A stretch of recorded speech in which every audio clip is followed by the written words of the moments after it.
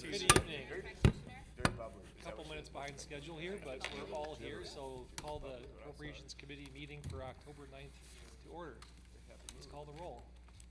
Alderman Strelchuk, Here. Alderwoman Talaco, Here. Alderman Meyer, Here.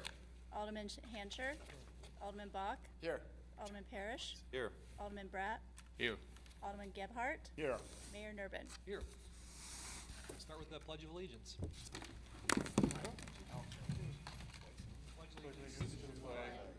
United States of America, and to the republic for which it stands, one nation under God, indivisible, with liberty and justice for all.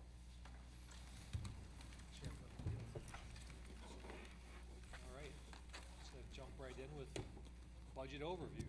The budget team will walk us through it. Okay, thank you, Mayor, and members of the Appropriations Committee. Night 2 of our October Marathon here in Mequon. And tonight, we're here to review the proposed and recommended budget for fiscal year 2025, which begins next January 1st. As was shared with all of you during the budget workshop meeting that we held at the end of August, this is a significant undertaking on behalf of the city staff on an annual basis. And certainly the guidance and the policy direction that we get from the council, not only during this part of the year, but on a year-round basis, is very helpful in assisting us in fashioning the spending plan for the coming fiscal year.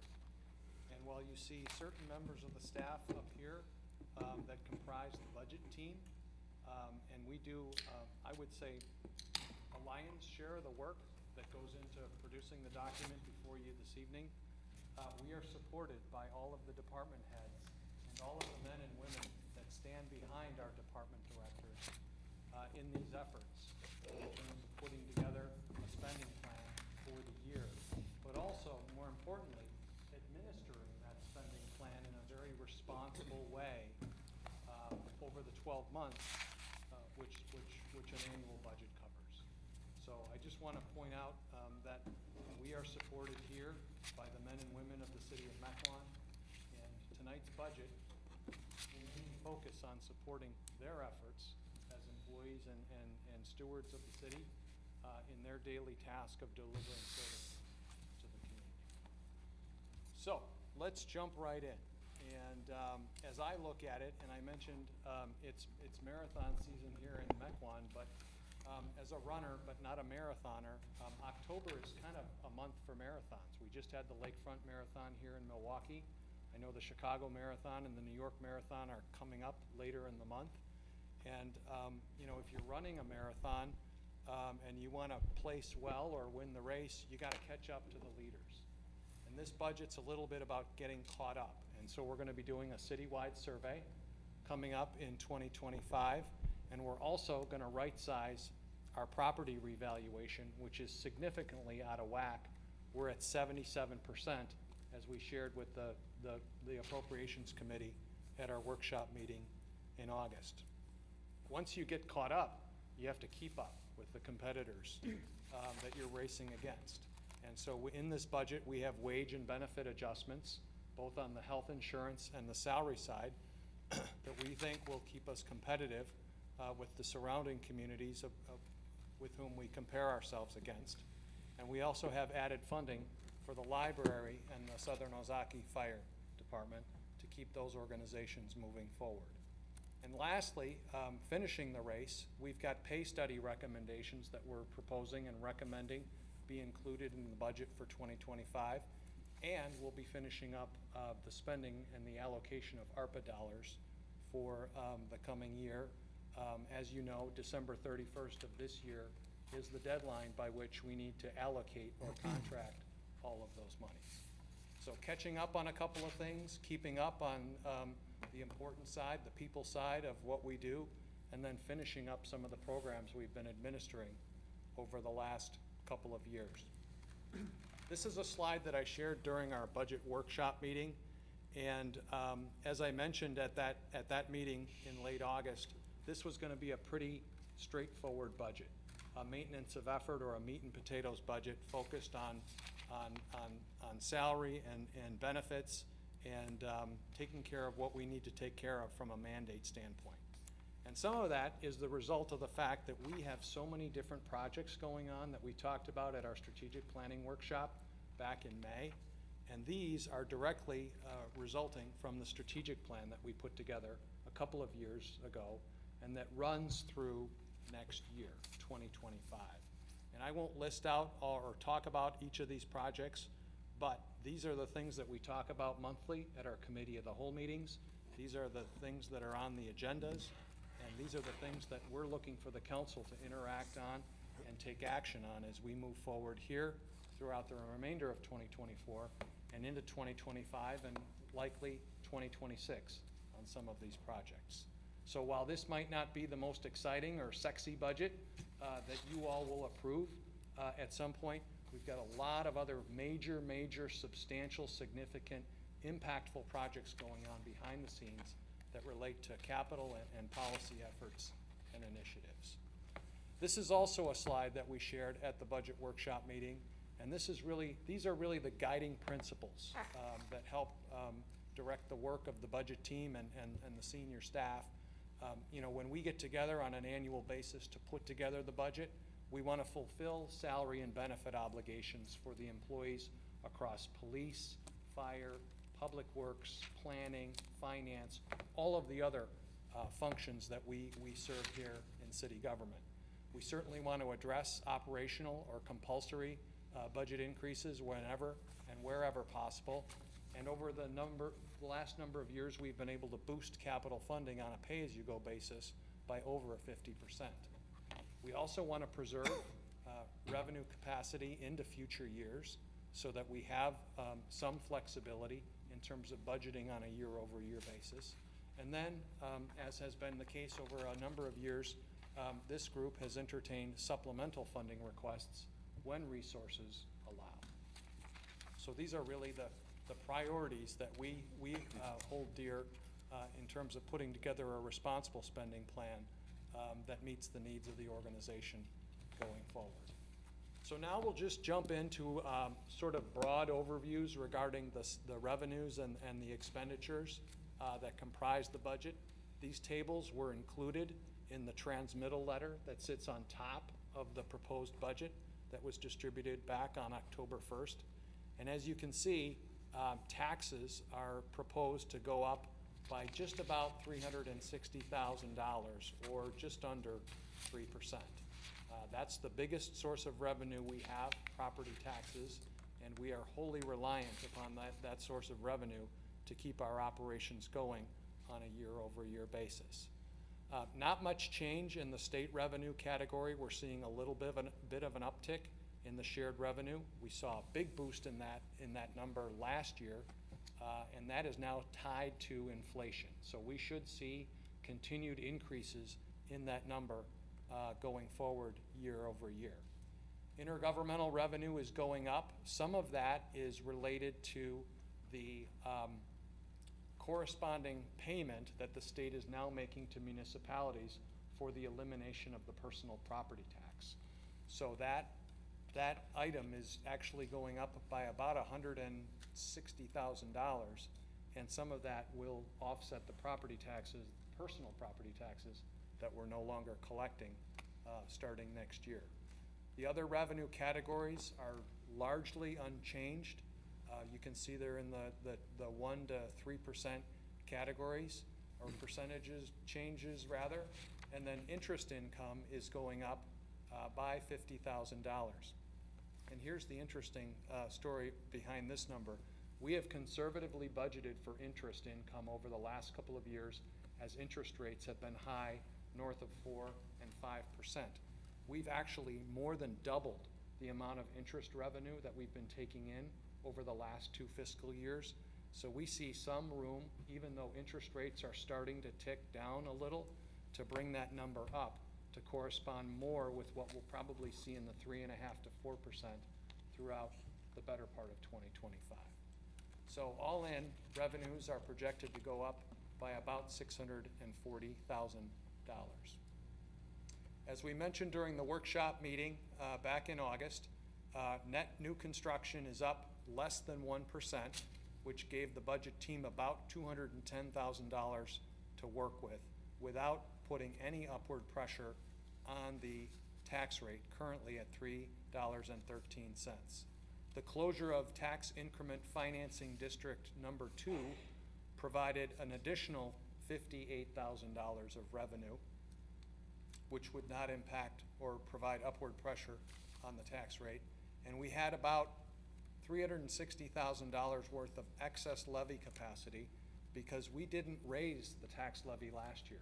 With the new shared revenue coming in, the tax levy actually was reduced by $23,000 last year. So we had some excess levy capacity that we were able to incorporate into the spending plan before you here this evening. As I mentioned, shared revenue is increasing, road aid is increasing, and in interest income, some of the decreases, we continue to see a downtick in the connecting highway aid that we receive from the state. It's been about a $130,000 drop over the last 3 fiscal years. From 2023 now to 2025, that's gone down about $130,000, which is not insignificant. So we have to incorporate that into our spending plan. Court penalties are also reduced by about $20,000, and we have left future unused levy capacity of about $66,000 going into future years. So we didn't max out on the full available levy dollars of $357. We've left about $66,000 on the table for spending either this year or into future years. On the expenditure side, really the 2 big gainers here are salaries and benefits. Kind of aligning with my earlier comments, you'll see salaries are going up just over 3%, and benefits and other staff costs, which are retirement contributions and health insurance, are actually going up more than the wage piece of the expenditure side of the ledger. Materials and supplies and facilities and plant are being reduced slightly, and the other categories, purchase services, equipment leases, the library grant, are all in the neighborhood of 2%, and the equipment leases, while going up 7%, the amount actually is negligible relative to the budget. Last night you approved a levy increase for the fire and EMS department that we now operate jointly with the village of Thiensville. That is going up just over 5%, and you see the number reflected there.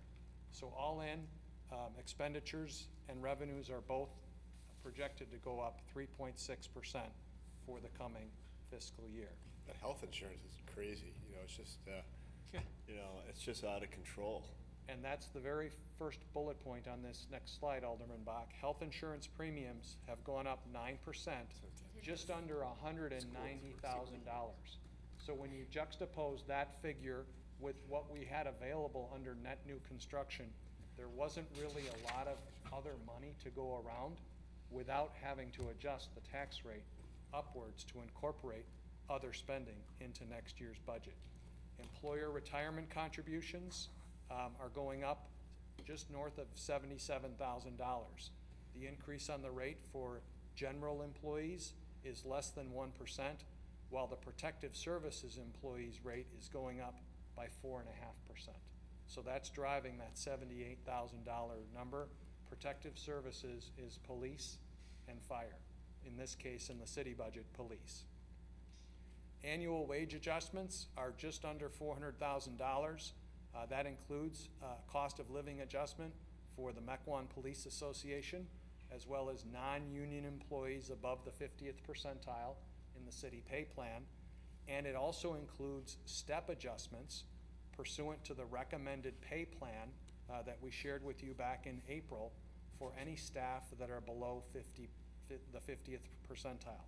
This is the third and final recommendation that was included in the compensation study that we performed and completed in late 2022.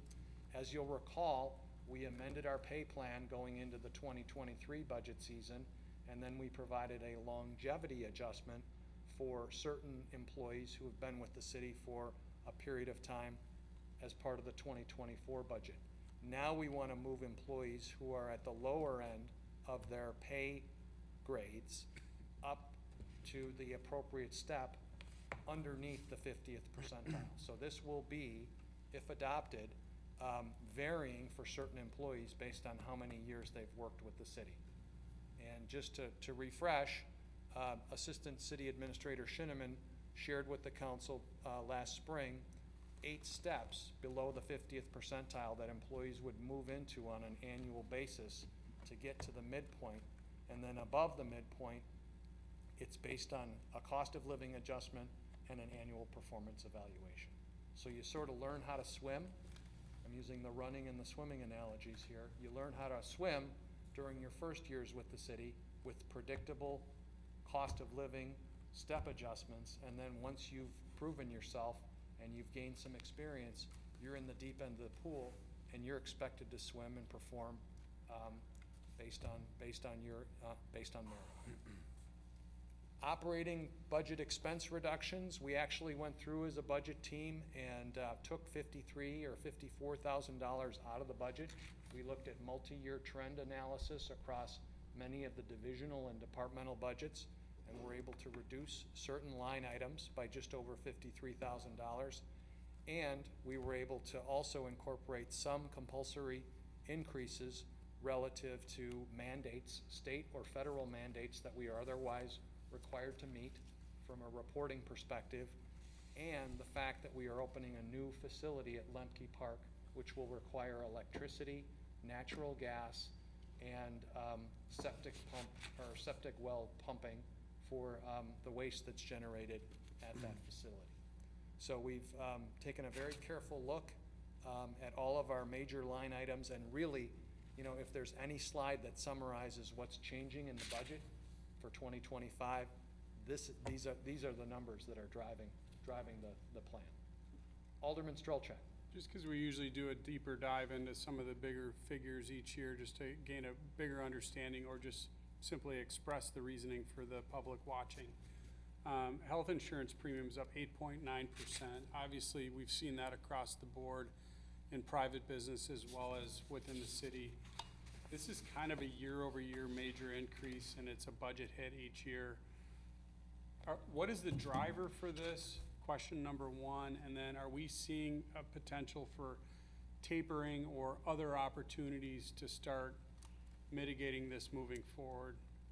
Well, I'm going to bring Assistant City Administrator Shinneman into this question and this conversation, because he is the city's liaison to the Employee Trust Fund, which oversees the state health plan. He probably has some insights that he can share relative to the increases that we've seen over the last 2 years.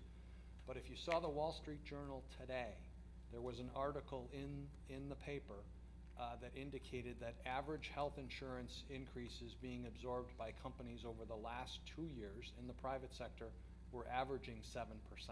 So 7% last year, another 7% this year. We're seeing a little higher number at 8.9%. And prior to last year, when we had to incorporate an 11% increase into this year's budget, we had been clicking along through the state health plan with increases in the 3 to 4 to 6% annual range. I would say if I were to average it out, it was probably in the neighborhood of about a 5% adjustment per year, going back to 2015.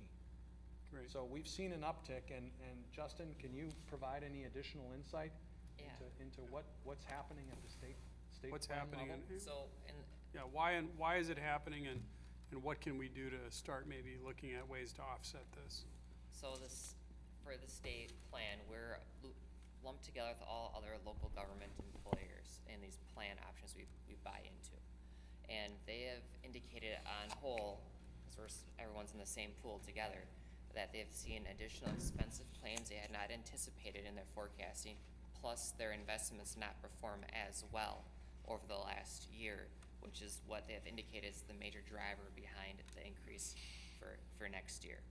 The state has indicated that they're going to be examining their plan options for cost control measures going into next year. And we've signed up to be a part of any conversations that come forward with the state to make sure that if there's something to to be waiting on, we have a chance to say our piece. And at the same time, it's on the city to probably do some due diligence as the state's doing its own. Are there any, like, tracking, like for work, I get a premium credit for wearing my watch and taking so many steps in a day and doing health-related activities. Are there any options or anything being discussed that we're not currently exercising? So we do wellness initiatives. It's called Well Wisconsin. It's put through the state through the health insurance to help mitigate costs. But that does not translate back into employer savings. Okay. So I've got something to add, and I think we should bring it up when we have a chance to talk with the people from the trust fund. The other half of that, why the costs are going up, and that was true for last year and is true for this year as well, is they're not doing as well in their investment portfolio. They are investing like drunken sailors at times. Earlier this year, the ETF bought over $150 million of Bitcoin as it was nearing record highs as an investment for the ETF. They are investing very risky. It's crazy. It's crazy what they're engaged in. Sure. And I can't believe there aren't hearings at the state capitol for how they're treating that bucket of money. That should be a predictable, stable investment. That's nest egg status. It's way more risky far more risky than we invest the city's money here. I don't understand why they're doing it, but that's what they're doing. You can go find the articles earlier this year when they bought all that Bitcoin. It's nuts. Maybe send a city letter challenging their investment policies and asking them what their policy is moving forward. It makes me wonder what our state elected officials are doing. They should be asking those questions. I would recommend members of this body write their elected officials and ask them, why are we getting hit with 9 and 11% increases when you're investing so wildly? That's got to stop. I know healthcare is going up, but that's probably only half the story here. Well, I'm from the country in District 1. I'll just show up in my truck. Hi, guys. Let's chat. The sad thing is that you have this ripple effect then that goes down to employees, because then their contributions have to increase, and then their 3% cost of living is not a real 3% cost of living, and that affects it trickles down. So that's It's a kind of double whammy. Yeah, it's a double whammy. And I don't know, it probably doesn't affect you, but is there any incentives to like a spouse or partners who have plans that are, good plans that to get family members off of the city plans? It probably doesn't operate that way because it's not a self-funded plan. Yeah. But so like you can't do any spousal surcharges or things like that where you could lower the cost because it's all one big group. I'm guessing you can't do a lot of that stuff. Yeah, they tie our hands on some of the things we can do. And we did do some investigating last year into our own potential, I call it cash in lieu of insurance with the city, and ran into roadblocks that prohibited us from doing it. But if going in next year, the state starts to change its tune and examine how it's prescribing and managing its benefit options, that we'll have to be just as diligent to make sure that we land on a good note. Because there are ways to, save money on that. But Yeah. Yeah. when you're part of that group, you're kind of handcuffed. It'd be fantastic to have like an employee plus spouse option, because right now we can only do single or family. Yeah. The state limits our ability to give employee that middle ground. Yeah. Yeah, these last 2 years or budgeting cycles have been particularly challenging. And, one number I'll just point out, for benefits and staff costs, we have now eclipsed the $4 million mark on an $18.5 million budget. So if you do the math, our benefit costs are eating up a huge portion of our overall operating budget. Well, it's historically been that way. It's just when costs are increasing at 7.5% and, really all that we can feasibly increase is, from staff salaries is less than that. People are moving backwards, and that doesn't feel good as a team leading within a community, right? I know the private sector's dealing with the same thing. Can you remind me what I know that when we joined, I forgot what the parameters were, when we joined this state insurance, there was like a barrier to get in, and then we needed to be in for so long, and if we left, then we were at risk of not being able to go back. Are we at a point where, you know, maybe an eval this year of private insurance might benefit, you know, our taxpayers as well as our employees? Stay tuned on that one. Yeah, Oh, you remember how that works. If you even bid it out and request your actuarial data to get bid, you're kicked out automatically. that's what I was asking about, because I knew there was some weird quirk with it. We're So gonna, they, so they invest our funds in Bitcoin and all these other wild investments, yet, Shackle your hands with the threat yeah, of not as soon being as able we to get back question in. them, we're booted out like a bunch of children questioning the mafia. we're gonna get there. Yeah. So thank you for that question. Yeah. Good question. It's on our minds. All right, shifting gears over to capital.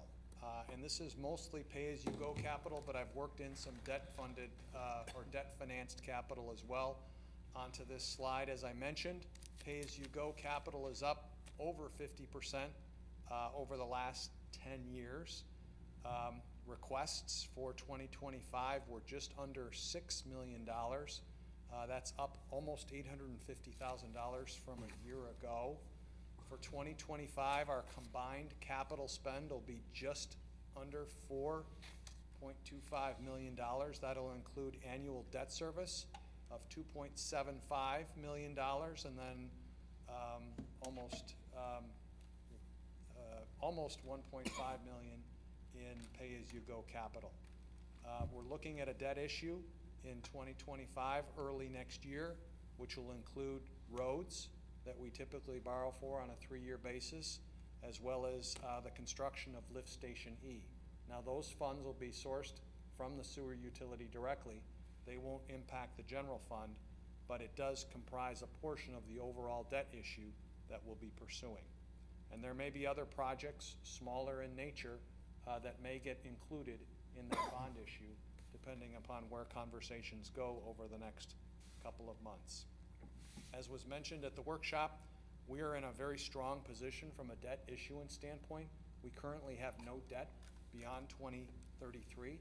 We're already talking about 2025, so we're well within a 10-year window whereby all of our existing debt will be retired. So there's light coming through for us to take on additional debt for longer-term projects. We talked about that in depth at our workshop meeting back in May.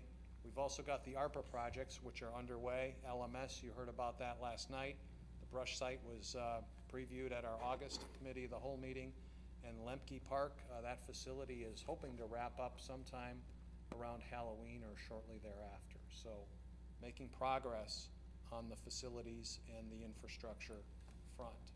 So here's just an overview. This was also in the materials that were distributed back on October 1st. Mostly very status quo relative to the major categories that have comprised our pay-as-you-go capital funding plan over the last many years. Public Works and Police are the big beneficiaries here, Public Works in particular. Fire, there's also money allocated to a similar tune from the previous year. Emerald ash borer and tree replacement is going down marginally. We're bumping parks up by a couple of $1,000s. And IT computer replacement continues along at $10,000 into next year. Also included is $125,000 for pool repairs, pending the outcome of those discussions and decisions that'll probably be made here later in the year.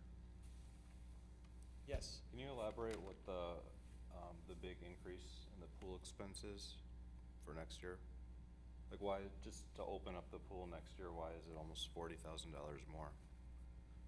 Well, last year in 2024, we allocated some additional dollars for the repair of the HVAC system here in this room. That was a one-time supplemental allocation for 2024. In 2025, we are recommending a one-time supplemental allocation of $125,000 for pool repairs, depending upon the pool that the city will be operating for use by the public in 2025. As was outlined in some previous conversations, there are some major repairs that would need to occur for us to open this pool if we continue to own and maintain it next year. If the city were to look at an alternative option for a pool, there are also identified upgrades and repairs that would need to take place for us to open and maintain such a facility. So, this, That's a fair way of looking at it. this is our spending Wash, plan, and, yep. and really, this is the time to get that money you. earmarked. Thank you, Alderman Parrish. Emerald ash borer, are we gonna see that taper off? I know that when we first addressed that, those were critical trees that were gonna fall into roads or places where people were at risk. We hired on Forestry Service people to help address that, in addition to the dollar amount funded. The dollars amount funded were to an outside professional service where there were more risky trees and things like that. So I guess my overall question for you is, you know, is that where we need to be investing now? And, you know, kind of, is that gonna continue? For the time being, yes. And I would anticipate over the next several funding cycles, you will continue to see requests for emerald ash borer removals. Because the trees we've taken down, and I mentioned 27,000 ash trees at last night's meeting, were probably the low-hanging fruit. And now the ash trees that we need to get to are the trickier ones, the ones that are not as easily accessible. And so the cost per tree removal is probably gonna be a little higher with some of these more challenging sites and locations. But as I've had conversations with Director Lundin and Superintendent Geese, we're hoping to maintain a level of funding in this category long-term because we've taken down so many trees on public property that have died. And eventually, we'd like to replace a lot of those trees that we've lost.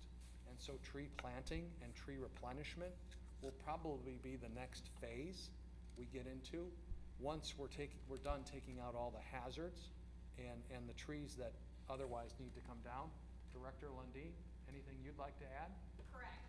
Unfortunately, as Will mentioned, we're to some of the more precarious trees. We have them falling on vehicles and parks, on hopefully not people we haven't had yet, but they're a lot harder to get to and a lot less accessible because they're not roadside. So those are a lot more expensive, and your EAB policy requires a one-to-one replacement, which means we have 27,000 trees to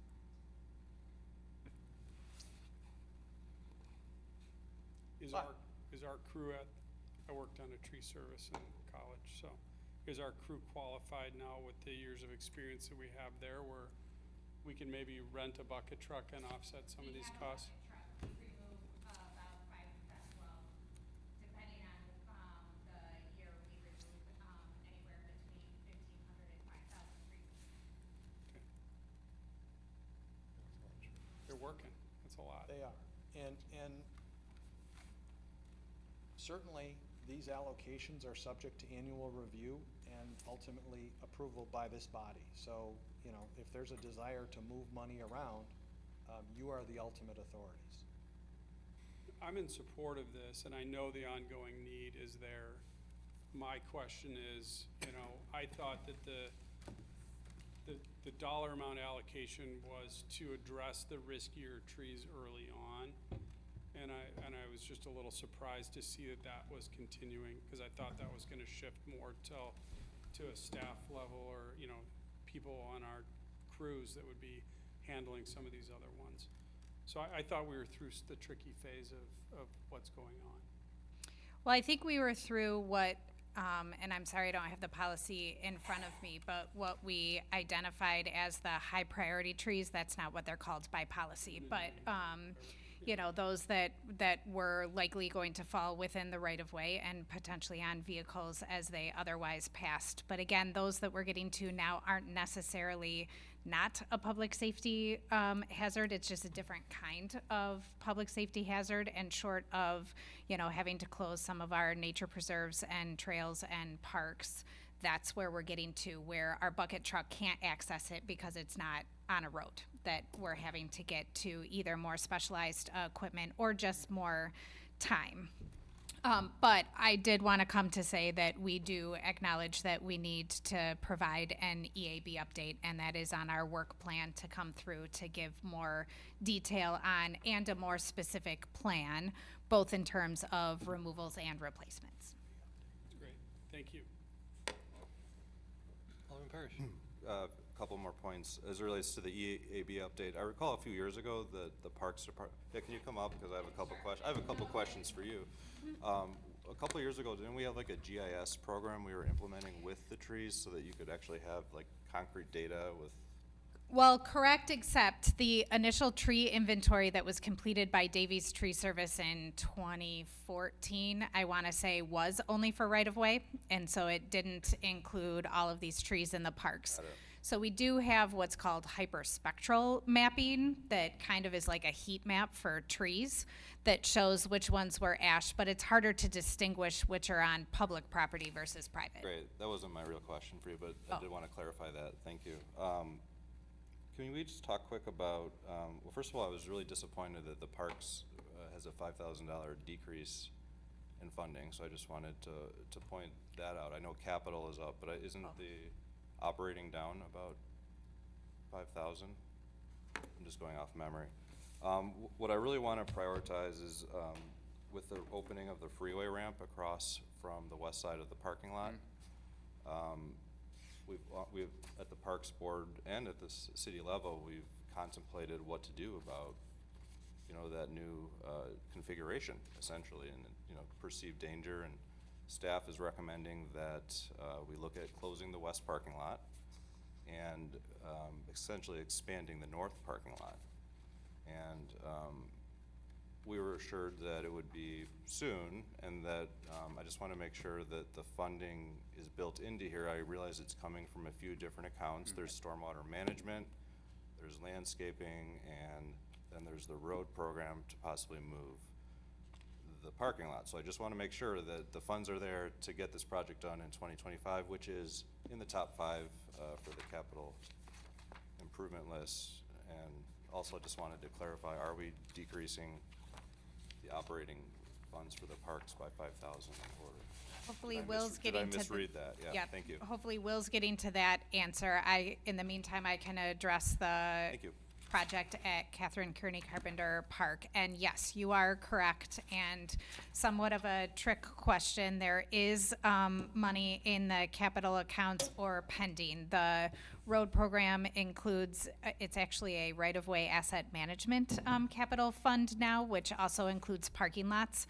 So there's not yet funding, but we are anticipating your approval of a borrowing that would include the funding for that parking lot work.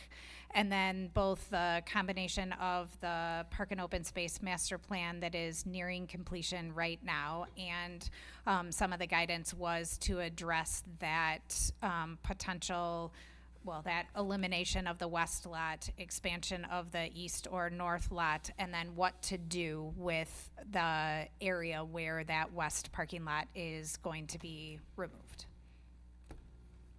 So on schedule And for then, 2025. and then Park and Open Space Board will, as they historically have done, designate how their capital funding would be used.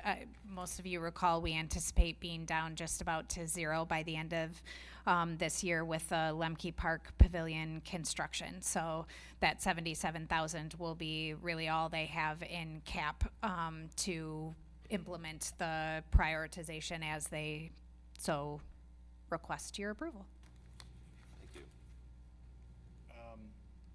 In response to your question, Alderman Parrish, the parks budget is going from $645,000 in 2024 to $662,000 in 2025. Thank you. I misread that. And that well, I don't remember if that number includes, but I know the recommendation includes, obviously, we have some increased costs for Lemke now with electric, gas, and the holding tanks.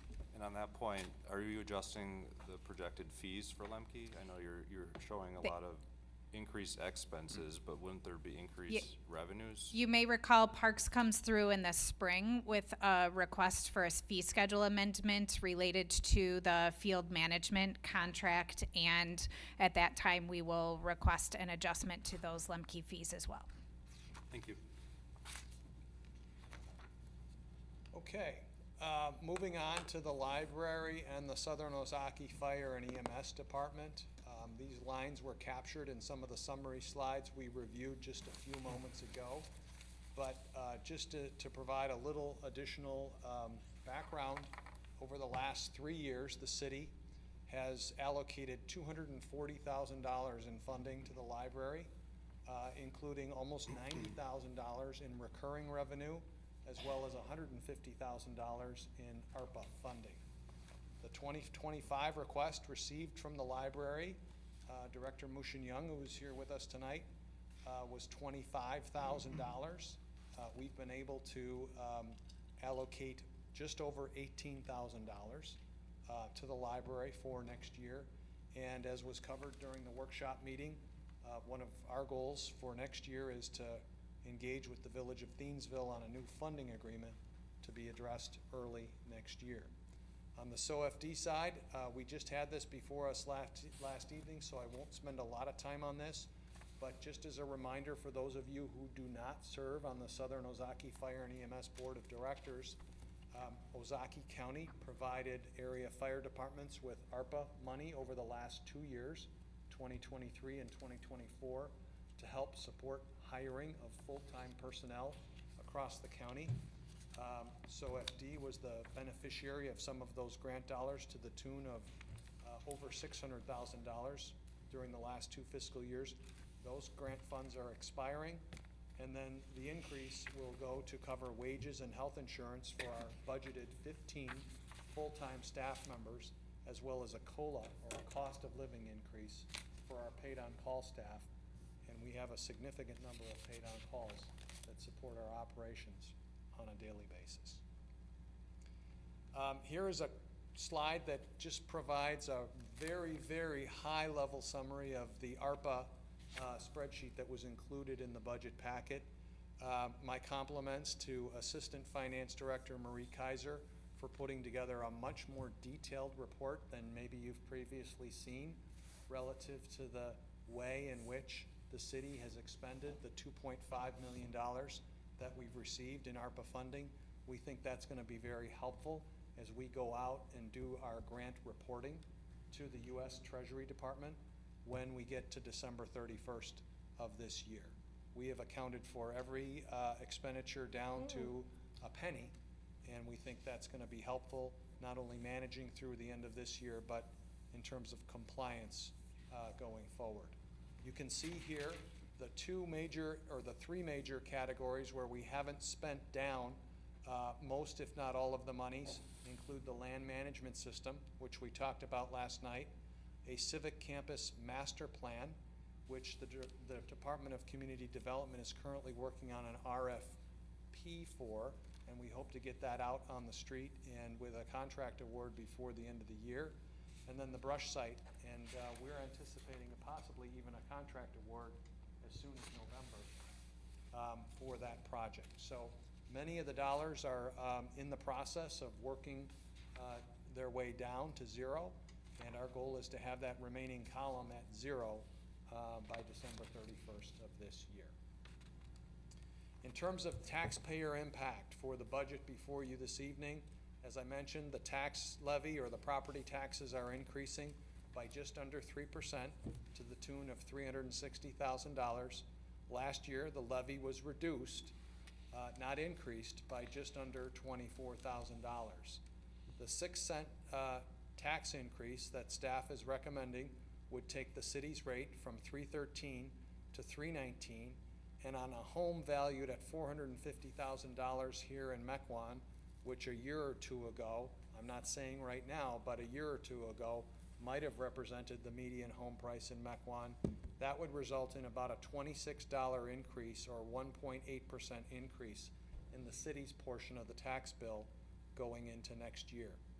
We're still waiting on state manufacturing values, which, if they go up, will make these numbers a little better from a city perspective.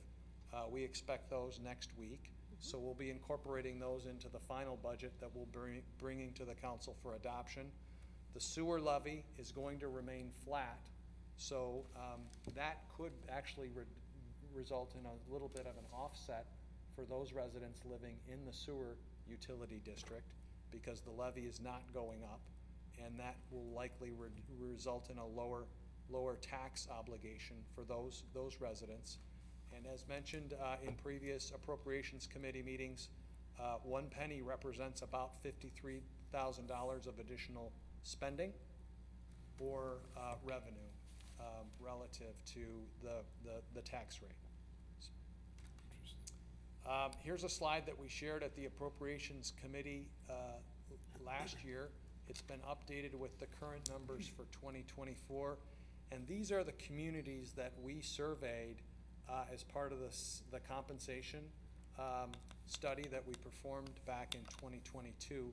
I think we surveyed about, if my numbers are right, about 24 communities, both here in the Milwaukee area, further south towards the Illinois line, and then out west towards Madison. And you can see our current tax rate of $3.13 per $1,000 of assessed value is the second lowest amongst all of these communities. Pewaukee is the only one ahead of us in these standings. And looking ahead, we go through this long process of developing the spending plan for the next fiscal year, but it's hard not to think about next year's budget and what we're going to need to do, and it's never too early to begin strategizing on how we can go at next year's spending plan. One of the things that I would like to do with the council next year, in lieu of another strategic planning workshop, is engage in the development of a long-range financial plan which will govern how our operating budget is formulated over the next 5 years heading into 2030. And we would propose to work with our consultants from Ellers, who helped us reimagine our sewer utility funding model earlier this year, so that we have a blueprint for how we need to adjust spending or adjust revenues over the next 5 years, and we can be a little more strategic in our approach versus the sort of 1 year or every year we get together and we have a couple of meetings and we decide the spending plan for the next year. I'm hoping also to work with our legislators, as I did last year on the upcoming state budget, to continue to advocate for increased funding for municipalities. In my role as current president for the Wisconsin City County Management Association, I've had some conversations with area legislators already about the fact that I'm available to testify or meet or provide information on behalf of all of the municipalities across Wisconsin if questions arise or proposals come forward relative to local funding for local governments. I think we're going to probably take a look, like we did with our general liability insurance and our workers' comp insurance, our insurance program a couple of years ago. We bid that out, and we realized $100,000 worth of savings. I think we're at the point where we're going to lean on our new finance director, who's gone through a similar process with some of her previous employers, and do a private sector look at our health insurance program and have those numbers and have that analysis available. So when the state comes back to us in July or August of next year and puts a number in front of us, we're going to have some information to compare that to. And that may involve some conversations along the way with the council to bring you along and apprise you of our efforts relative to that initiative. We've got a number of residential development projects in the pipeline. Highland Meadows is currently under construction. Phase 1 and Phase 2 of Swan Ridge Farms should be going next year. Those developments are 83 homes and 37 homes respectively. And then we have Phase 7 and Phase 8 at the Enclave also coming through. And there are other smaller, Gazebo Hills comes to mind, some of the smaller subdivision projects. There are probably 150 or more single-family homes either on the drawing board or going to be constructed over the next 2 to 3 years. So in terms of building permit revenue and net new construction, I think the light's gonna shine a little brighter than maybe it did this year with interest rates being so high. We also may want to consider alternative revenue sources. We've had some conversations at the strategic planning workshop about some of the options that are available. That could probably dovetail very nicely into the long-range financial plan conversation. And then we have our management intern doing an energy baseline project where we're measuring our energy usage across facilities, equipment, vehicles, everything that uses gasoline, electricity, natural gas, you name it. We're developing a 5-year baseline to understand where our spend is occurring, what our spend is, and maybe helping us to identify opportunities for reducing those costs going forward. So, more to come on that. Hey, Will, Yes? question. How much of the, actually, I'm gonna come back to it in a little bit. Thank you. So, here's my last slide, and thank you for your patience as I've walked through a number of these slides here this evening in advance of your conversation. We're here tonight. If necessary, we can schedule another Appropriations Committee meeting either later next week or into the 3rd week of October. Typically, we have not had to do that, but we'll obviously see where discussions go this evening.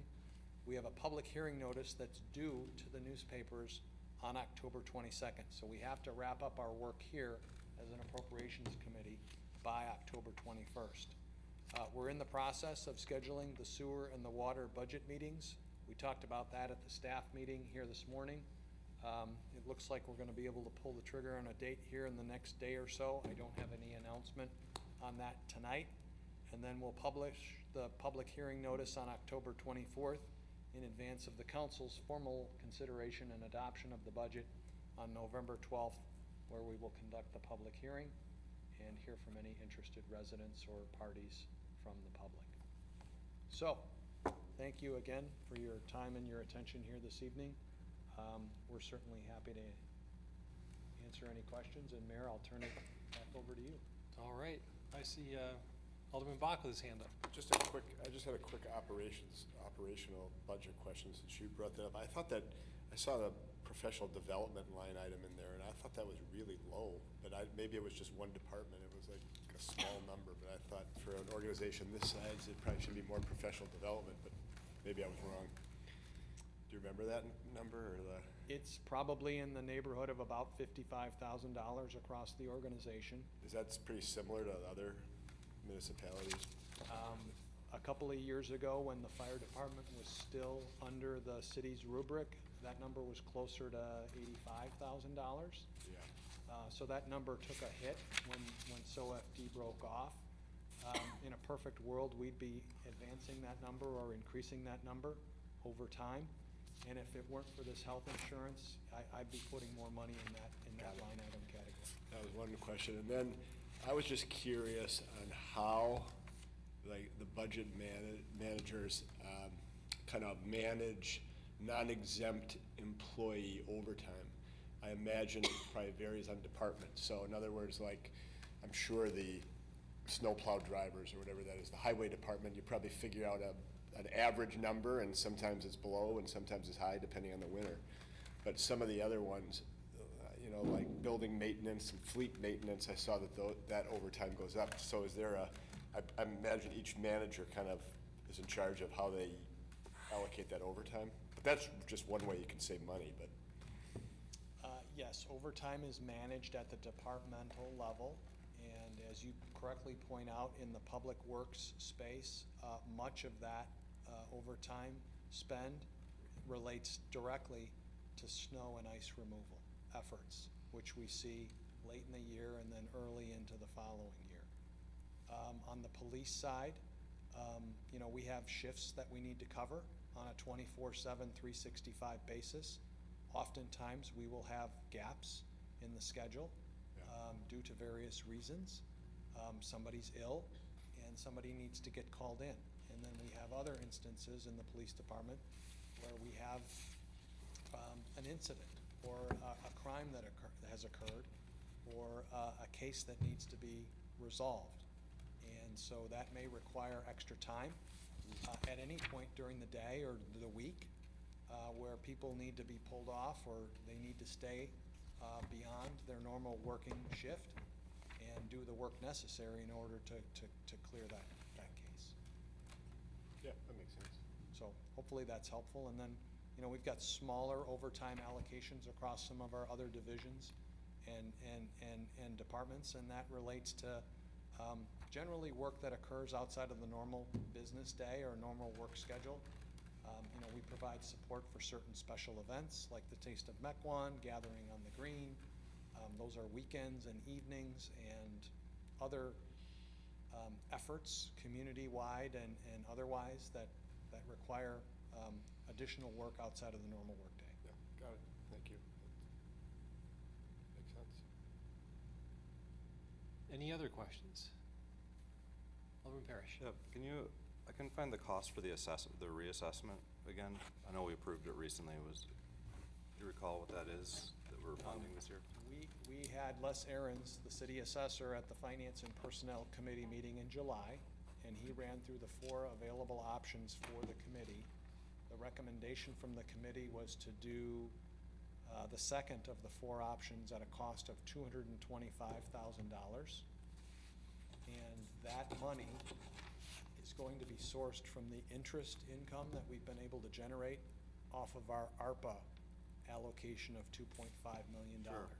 I guess I know we don't like going into fund balance, but well, first of all, you know, it's concerning having an increase. I know it's very modest. You know, you've done a good job trying to keep it down, but with like the school referendum happening and all the other pressures, I mean, it's still going to be disappointing, obviously. So I'm just trying to look at some other ways to mitigate it, at least for this year. And one of them is, I feel like we're overfunding the pool just to keep it open. That's one thing. But I'm wondering don't we use fund balance when there's like almost a rate of return on it, if you will? It feels like if we were to use some fund balance for sourcing it instead of the interest income, that perhaps that's a way to lower the increase. That's one of my first thoughts. I know we don't like using. I think what Will said is that the reassessment process will be funded from the interest from the excess ARPA funding, so it's not baked into the. It's not coming out of It's there. not coming out of this. It's coming out of the money we made on the federal government's money while we From the ARPA held their money. money Okay. until we spent their money. Okay. Got it. And we're hovering right at the 11%, which is right between the uprights of the goalposts of 10 and 12%. So there's only roughly around, rough numbers, a couple $100,000 till we go out of compliance with our own policy. Mm-hmm. Okay. And I think another point that's not highlighted in the slide deck, but is in the back of the packet, not every compulsory budget increase, which are ones that we don't have control over but are going to go up, not all of them made it into the budget. Mm-hmm. There's north of $100,000 of stuff that we know is going to go up that isn't baked in. So I took that as an internal challenge the team took to try and manage that throughout the rest of the year. If I'm interpreting that incorrectly, please correct me, but. Your interpretation is correct. Okay. You know, we're really looking to deliver on the results of that compensation study that was done a couple of years ago. And I will share with you that it's been made known with me directly as the city administrator that there are employees that are watching what the city does relative to that pay study. Because there was a pay study done maybe 10, 12 years ago that wasn't really implemented. And, you know, we do a fair number of studies around here, consulting studies, et cetera. And some of the recommendations are implemented, others are not implemented. And I can tell you as a representative of the city staff, there are folks that have their eyes on this. And so we're trying to walk the walk. I guess my point was there's some things that they're listed as compulsory, but they're not in the budget. You can see on those pages of the packet which ones they are, and there's a lot of them. Yes. So that's going to be, it's going to be managed by doing like they usually do and watching budgets like a hawk throughout the year and trying to fund those, but they're not baked in. So if they all can't be mitigated and they all hit, that part that's not in the budget will come out of fund balance. So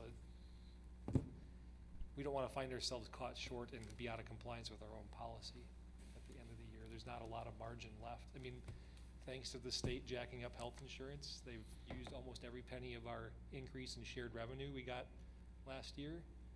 So thanks, you kicked the can down the road a couple years, but we're right back in the crunch time again.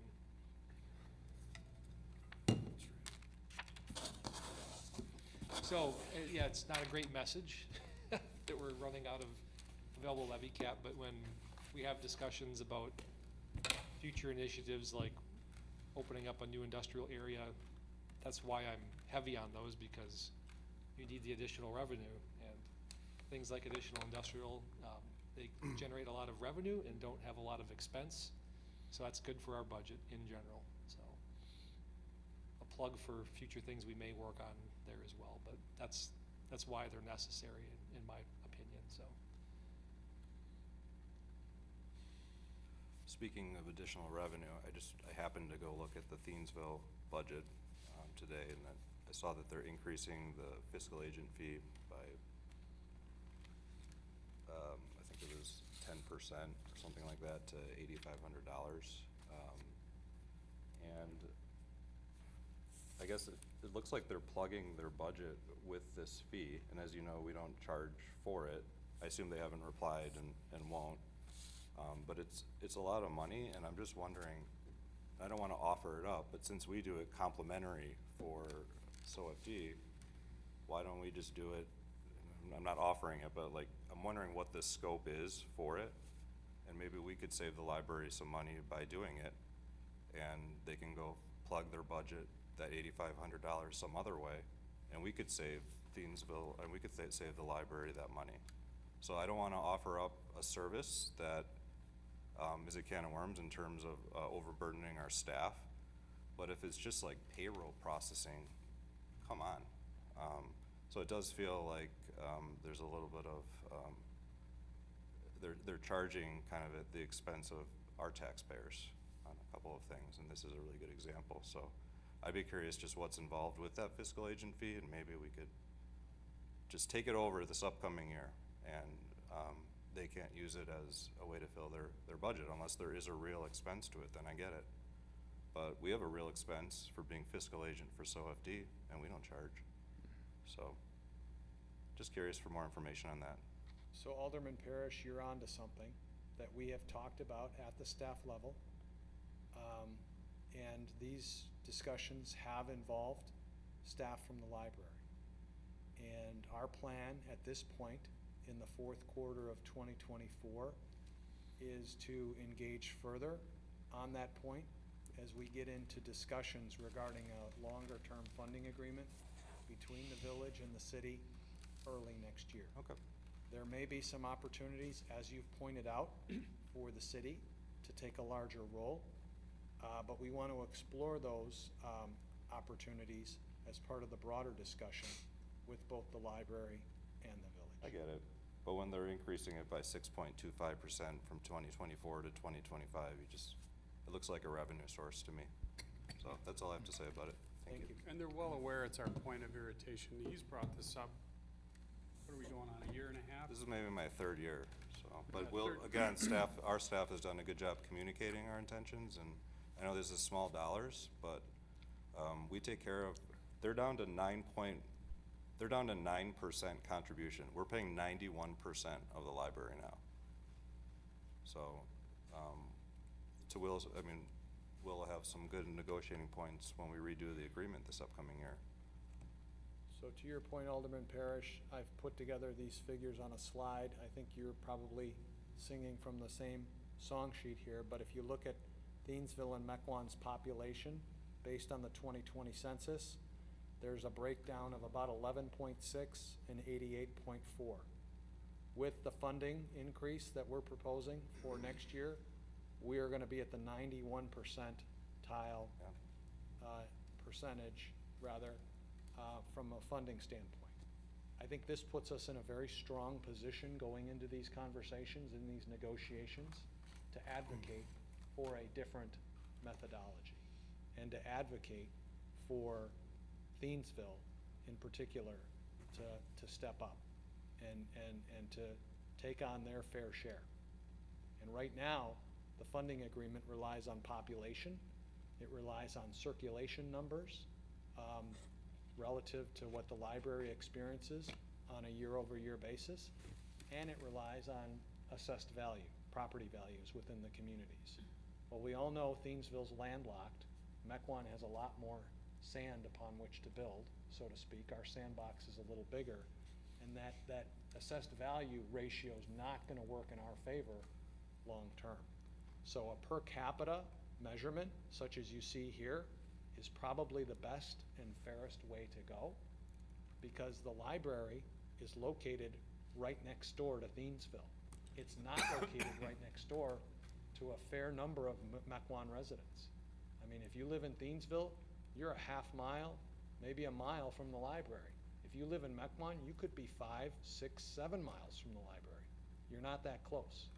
So those are some of the points that we're gonna wanna revisit in order to ensure equity long-term for the city and the village. Do they track like the circulation and how many? Oh, yeah. I mean, Director Mushin Young is here, and I'm sure she could probably add a lot of data points to what I've just described. I don't Yeah, know that because- we're looking to get into a long conversation here. Right. Because if we're gonna negotiate, we don't wanna necessarily talk about that now. Right, but that would be another data, that would be a good data point too, in addition, because really it comes down to usage, Yeah. more than geography. I mean, it's population and usage. So, your points are well taken, Alderman Parrish, thank you. I'll add a little bit of color to highlight the need to have a different deal put together, because there's no mechanism built into the deal to keep up with inflation. I just looked at some numbers in the last couple of days. I went back to 2014 and looked at the allocation of money for the library, just on the Mequon side, and it's been kind of flat on the Thiensville side. But 11 years ago, it was $1,000,048, and with the number proposed here for next year being $1,150,000, that's only an 8.8% increase, or on an annual basis, 0.738% year-over-year increase. That's very far behind inflation.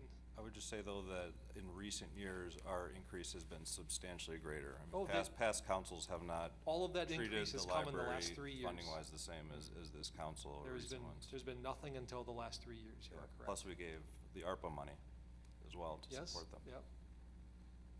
But the point is not what we're doing now. The point is the funding formula is broken beyond any useful, you can't repair it, it's busted. If you compare that to CPI, the library's budget has effectively shrunk 27% in 11 years against real inflation, so. I just want to add that the library staff has been trying to, see savings costs, to go through their budget and see what they can do to save money in the library. So it becomes more and more taxing as the rate of increase gets smaller and smaller. Was that a Appropriations Committee joke? But I just see the inner workings of, what it takes to meet the financial needs of the library. We're doing everything possible, they're doing everything possible to reduce the cost, and they're grateful that Will and the staff has been working with them to meet those needs. I mean, without staff, it would have been much more difficult, and we definitely appreciate the concern and care that the city has paid to the library and understanding their situation. And I'd like to thank publicly the staff for helping the library, because I am the representative from the city there, and I greatly appreciate it. Thank you. I think the spirit of maintaining the community resource, the burden of that has landed on Mequon residents, and I think that's our frustration, kind of moving forward. And then, you know, the kicker is that they bill them for the books, so they've got 9% minus what they're charging them to do the books. That is probably, the majority of that's probably already allocated for within their city budget, just from a payroll and check writing standpoint in general. I don't know how much of that is actual cost that they're seeing. So their percentage has actually gone down based on that. And, you know, while we're maintaining and doing the books for SOFD, you know, as a good steward to make sure that, you know, that community resource is available for our community as well as theirs, you know, their hands are, you know, pulling from the budget of the library. And, you know, we've heard multiple times at our council the need for additional funding for the library and how they're struggling to, you know, keep up with maintenance and other things. So, you know, I'm gonna reiterate, you know, like early next year as we work on that agreement, let's push hard on that and not let that slip. I enjoy hearing Alderman Parrish's point be brought up and, you know, at multiple meetings, but I'm not looking forward to hearing it for another 3 years. Can we not just say no to Thingsville, that we're not gonna give you an increase to do the payroll this year? That's their budget and their decision on what they're So gonna they charge. can bill us at whatever? No, they're I not mean, billing us, they're billing the library. That's why my idea was, why don't we just take it over? And then they can't count it on it as a revenue source in this year's budget.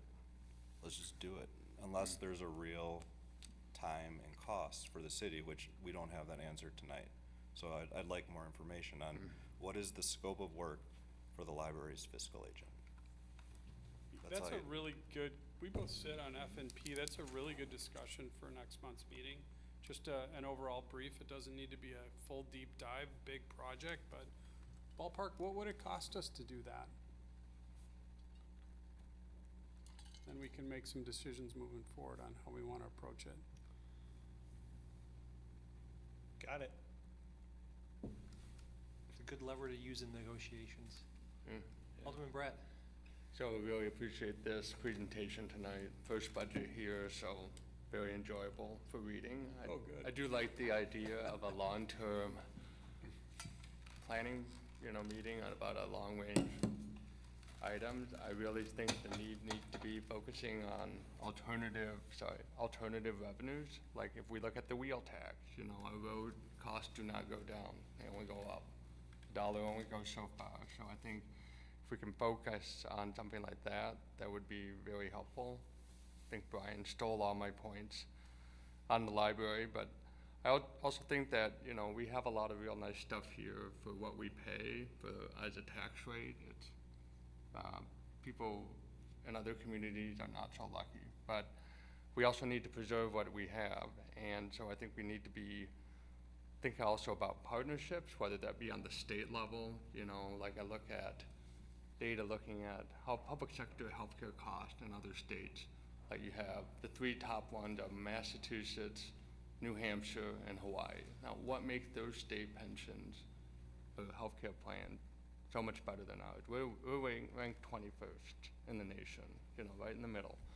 So if that, we come with ammo to our state legislature, our local reps, who are a very diverse bunch, all over the spectrum, you know, maybe they can help us, you know, help us in all these other communities, both in the county and throughout the state, find ways to make some savings. Also think of partnerships, you know, for sustaining the park system, like whether it be tree planting with MMSD, they are very into that these days. Solar options for we energies, you know, it's a lot of ideas, but definitely worth exploring. I also don't want to lose the fact my first meeting that I sat through for the committee as a whole before I became a member was on the rezoning possibility of the central business district. I know there was discussion about having a new one on the west side. It'd be great to keep the initiative on that. Like, what are we thinking of for that land? Because they don't make more land. Thanks. Thank you. Any other comments or questions related to the budget? Just the only kind of other thing that's been kind of a talking point in previous budgets was facilities maintenance. This budget with the facilities maintenance, are we addressing our issues? Are we on a run to failure plan that's increased over years previous? Run to failure, Depends on the building, I'm I sure. wouldn't necessarily characterize it that way. Admittedly, I don't think we're putting enough towards upkeep of our current city facilities, but I'm also comforted by the fact that I think we're pursuing a plan relative to facility replacement that dovetails nicely with the fact that we've actually shrunk our facility footprint significantly over the last 10 to 15 years. And we no longer own the water utility building, the sewer utility building, the Logaman Center. We've consolidated public works. We now have many less facilities to take care of. Yeah, just as a point of discussion for everybody here, you know, I've maybe vented on this in the past, you know, to be strong fiscal stewards to the taxpayer dollars, one, you wanna spend the money as conservatively as you possibly can, and then the other thing you wanna do is try to prevent a need to spend more money by not addressing issues as you move forward. So that was the sole purpose of my question. And it sounds like we're on track, and I know some of the conversations that we're having that are offsetting areas that we were looking to invest in facilities, that we might have some other options moving forward. Well, as was pointed out at the strategic planning workshop meeting in May, the public safety building is a really good example of where we could put more money into the operating budget for the care and the maintenance of that building, but that wouldn't be money well spent. We need to focus now on replacing that building and lowering our operating costs relative to maintenance and repair. And I think that's where staff is directing its efforts here in the near term. And maybe someday there will be some corresponding offsets that we'll realize relative to those advancements. If we execute our plan on all the public safety facilities in the coming years, the biggest maintenance liability will be the building we're sitting in right now. Yes, yeah. Which is great.